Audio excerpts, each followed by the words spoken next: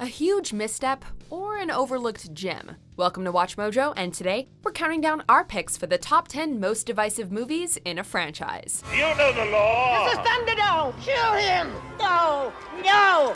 Look at his face! He's got the mind of a child! Before we begin, we publish new content every day, so be sure to subscribe to our channel and ring the bell to get notified about our latest videos. For this list, we're looking at franchise films that split fans, critics, or both down the middle. Simultaneously loved and hated, these installments tend to be heavily debated. Oh my God, the Scoleri brothers! Number 10. Prometheus. Billed as Ridley Scott's long-awaited return to sci-fi, this ambitious prequel to Alien is a technical marvel, but the story can be hit or miss. I think they want us to come and find them. Raising interesting philosophical questions on humanity's origins and purpose, Prometheus cannot seem to decide whether it's an exhilarating action flick or a pensive drama. You are the most special person I've ever met in my life, and I love you. The acting is generally solid, with Michael Fassbender's chilling performance as the android David standing out in particular, but these supposedly intelligent characters often behave in ways that make little to no sense. Wish me luck, baby. Do not remove your headgear. Littered with plot holes and potentially interesting but unexplored concepts, Prometheus works better as a visual feast than a thought-provoking sci-fi thriller. Then again, some think it's brilliant, faults ambiguity and all. Number 9. Halloween 3: Season of the Witch. John Carpenter and Deborah Hill envisioned Halloween as a collection of unrelated horror films set around October 31st. But Michael Myers had grown too synonymous with the franchise. The only installment without the legendary serial killer, Season of the Witch, introduces a sinister mask maker who wants to restore Halloween to its cultist glory days.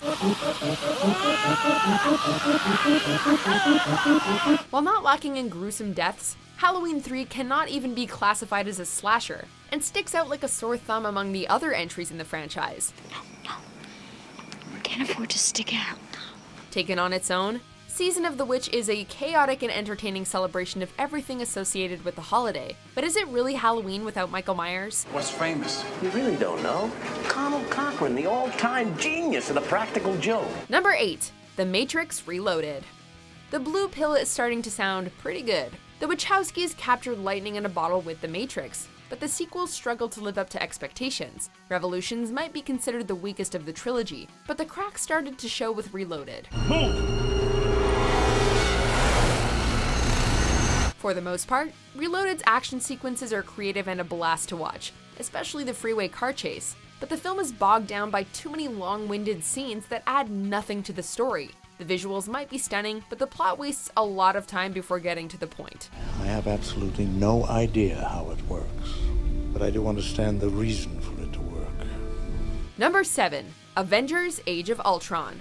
The Marvel Cinematic Universe has hit more than a few home runs, but there have been a couple of throwaway films. Bringing to a close Phase 1, the first Avengers marked the point when the MCU truly started to come together. By contrast, Age of Ultron felt more like a stepping stone to bigger and better things. So what does he want? To become better. Better than us. The characters still play off each other brilliantly, but too much time is spent establishing future movies, and the humor often felt inorganically injected into scenes that didn't call for it. You think this is funny? No? After 5 solo outings, The Avengers was a gratifying payoff, but many feel that Age of Ultron is far less vital of an entry. Number 6. The Godfather Part III. Francis Ford Coppola's first 2 Godfather movies are timeless classics. The third film? Not so much. Released 16 years after the previous installment, The Godfather Part III qualifies as bad only if held to the lofty standards set by its predecessors. Older, but not necessarily wiser, Part 3 concludes Michael Corleone's story arc in a natural and satisfying way, but a couple of odd creative choices drag the entire experience down. The Archbishop and the Vatican Bank, that's the big problem. Robert Duvall's absence is felt whenever George Hamilton has a scene, while the less said about Sofia Coppola's performance, the better.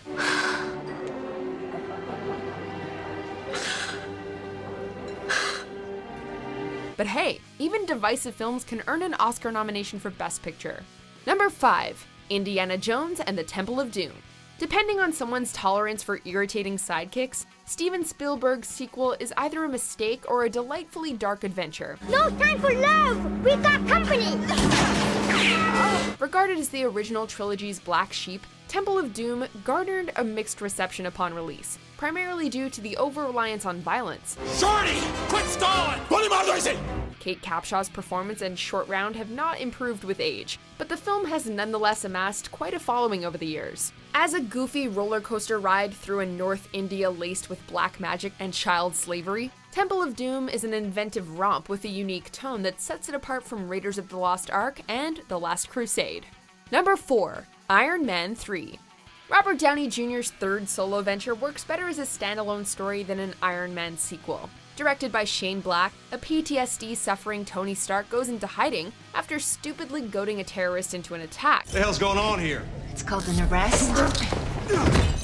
Spending most of the story without the power suit, Iron Man 3's action scenes pivot around Tony outwitting the villains rather than relying solely on technology. While Black's trademark wit is a welcome change of pace from Marvel's typical humor. But we also have to figure out this vice president thing, right?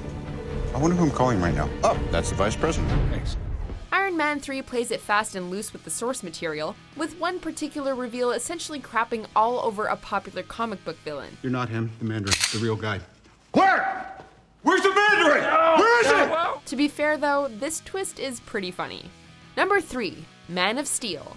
Setting the tone for the entire DC extended universe, Man of Steel splits critics right down the middle, but fans were generally kinder. Following in the footsteps of Christopher Nolan's The Dark Knight trilogy, Superman's big cinematic comeback coincided with a shift towards a more somber tone. You let them handcuff you? Wouldn't be much of a surrender if I resisted. Replacing the superhero's traditional optimism with brooding and even more brooding, Man of Steel lacks the human touch often associated with Superman, but the explosive fights are visceral and entertaining. Depending on who you ask, Man of Steel is either a fantastic return to form or a complete betrayal of Superman's legacy. Number 2. The Dark Knight Rises. Christopher Nolan's Batman trilogy garnered near universal critical acclaim, but the final film experienced almost instant backlash from audiences. I'll get him on the phone. No. Do we still have any cars around the place? Yes, 1 or 2. Focusing more on Bruce Wayne than Batman, The Dark Knight Rises lives firmly in the shadow of 2008's The Dark Knight, and this fact was not helped by numerous plot holes and a chaotic third act that substituted the main villain with a far less interesting alternative. I broke you. How have you come back? You think you're the only one who could learn the strength to escape? In terms of pure spectacle, The Dark Knight Rises contains some of Christopher Nolan's best work, but everything else tends to have its detractors. If anything, The Dark Knight Rises' reputation has arguably worsened since 2012. Why do you need Fox? To save the city. Who says it needs saving? Maybe I like it this way. Before we unveil our top pick, here are some honorable mentions. You might have made them in a test tube, but they don't know that. They're thinking, I gotta eat. I gotta hunt. I gotta...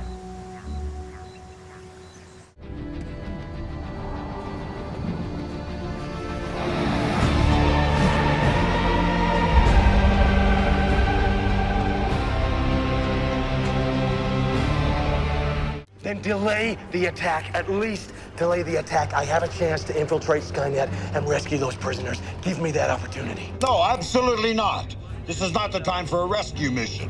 What you ask for will undermine the whole operation. Skynet has Kyle Reese. Number 1. Star Wars Episode 8, The Last Jedi. The best entry since The Empire Strikes Back, or the worst film to ever be screened in theaters, The Last Jedi's divisiveness is arguably more interesting than the actual movie. You called me a monster. You are a monster. Critics showered Rian Johnson's Episode 8 with praise, but audiences were torn on Luke Skywalker's depiction, the film's treatment of Snoke, and anything that has to do with Rey. The Last Jedi played around with expectations and dismissed many fan theories, but not every surprise was appreciated. See you around, kid. Next to The Last Jedi, the reaction to The Phantom Menace seems almost tame. Although we do not always agree, Your Honor, our two great societies have always lived in peace. Do you agree with our picks? Check out these other great clips from WatchMojo, and be sure to subscribe and ring the bell to be notified about our latest videos.